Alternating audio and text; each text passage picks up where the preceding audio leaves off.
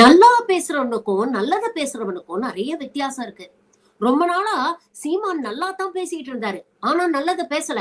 ஆனா அவர் எக்ஸ்போஸ் ஆறதுக்கு கூட 12 வருஷம் தேவைப்பட்டது.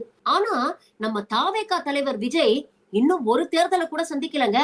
ஆனா அதுக்குள்ள எந்த அளவுக்கு அம்பலப்பட்டு எக்ஸ்போஸ் ஆகி நிக்கிறாரு அப்படிங்கறத பாருங்க. மூத்த பத்திரிகையாளர் எஸ்பி லக்ஷ்மணன் கரெக்டா புட்டு புட்டு வைக்கிறார்.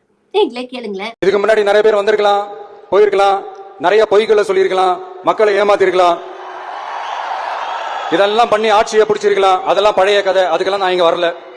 இனிமே அதெல்லாம் நடக்காது, நடக்க விட போறதும் கிடையாது.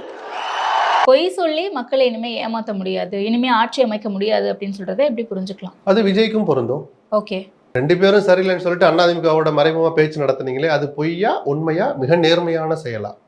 பொய் பிரிவு பாதுகாப்பு கேட்டு வாங்குனீங்களே, என்ன நடந்ததுன்னு கேட்டு வாங்குனீங்க? யார் மூலமா வாங்குனீங்க சொல்லுங்க. பொய் கூட்டணியில மட்டும் நேர்மையா நடந்துக்கங்க, ஆட்சி நடந்தா மட்டும் உண்மை. முதல்ல தனி மனிதனா நீங்க நேர்மையா நடந்துக்கணும். அது மாதிரிதான் நீங்க முதல்ல நேர்மையா நடந்துக்கிட்டீங்களா? நீங்க ரெண்டு பேரும் சரியில்லைன்னு சொல்லிட்டு அதிமுக எதுக்காக பேச்சு நடத்துனீங்க? மறுங்க, நான் எந்த காலத்திலும் பேச்சு நடத்தவில்லை, அவர்களும் என்னிடம் பேச்சு நடத்தவில்லை சொல்ல முடியுமா?